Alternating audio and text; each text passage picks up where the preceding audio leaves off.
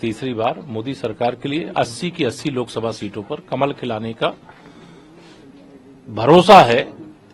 जनता का भी समर्थन है, कार्यकर्ताओं का उत्साह है और माननीय नरेंद्र मोदी जी का इतना विश्वसनीय चेहरा है कि अभी हम लोग 3 राज्यों में ऐतिहासिक विजय अर्जित किए हैं, लेकिन मैं आपको पूरे विश्वास से कह रहा हूं, क्योंकि मुझे तीनों राज्यों में जाने का मौका मिला था। विधानसभा में इतनी बड़ी विजय दिया है, लेकिन लोकसभा में इससे भी बड़ी विजय देंगे, इससे भी अधिक वोट मिलेगा। तो उत्तर प्रदेश का भी एक तरफा माहौल है। सपा, बसपा, कांग्रेस सहित जो भी भाजपा विरोधी दल हैं, उनको कोई न पूछ रहा है और न उनका कोई असर है जनता के ऊपर। इसलिए 2024 में तीसरी बार मोदी सरकार के लिए 80 की 80 लोकसभा उत्तर प्रदेश की हम लोग जीतेंगे, ये हमें भरोसा है। सर, यूपी काफी महत्वपूर्ण है। कहा जा रहा है कि बीजेपी अपने सांसदों का यहाँ पर आखिरी सर्वे भी शुरू करा चुकी है। वो तो देखिए पार्टी का काम है, पार्टी जो करना है वो पार्टी करेगी, लेकिन पार्टी का जो काम है, पार्टी को जो करना है और जब आप लोगों को बताना होगा तो पार्टी के स्तर पर बताया जाएगा। लेकिन आज की डेट में मैं इतना ही कह सकता हूं, टिकट चाहे जिसे मिले, कमल का फूल जरूर खिले। यह संकल्प हमारे कार्यकर्ताओं का भी है, जनता का भी है और तीसरी बार मोदी जी के नेतृत्व में सरकार बने, यह हर व्यक्ति चाहता है, हर नागरिक चाहता है। हार के बाद सर काफी मतभेद कांग्रेस में देखने को मिल रहा है। उनके नेता आचार्य प्रमुख कांग्रेस की बीमारी है, हिलाज वो कर रहे हैं, हम तो चाहते हैं। उन्होंने कहा कि सनातन का श्राप है ये।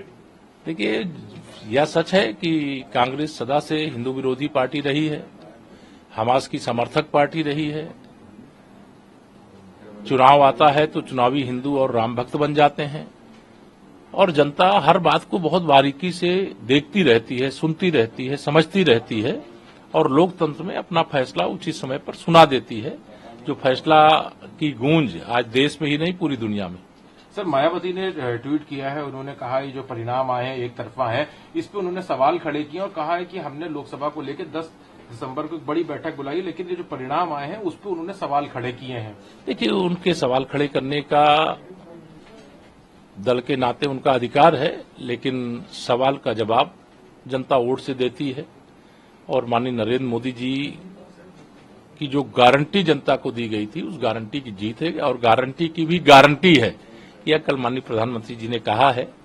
और 3 राज्यों में हमारी पार्टी की ऐतिहासिक जीत हुई है और इस हैट्रिक के साथ जो तीसरा लोकसभा चुनाव माननीय प्रधानमंत्री जी की अगुवाई में हम लोग लड़ने जा रहे हैं, लोकसभा में भी जोरदार हैट्रिक लगाएंगे और भारतीय जनता पार्टी की जबरदस्त बहुमत वाली 2024 में देश में सरकार बनेगी। तीनों राज्यों में आप हुए, मुख्यमंत्री हुए, लगातार आप लोगों ने रैलियां की और जो जीत का रेशियो रहा, जहां जहां आप लोगों ने चुनाव प्रचार किया, वहां पर काफी शानदार रहा है।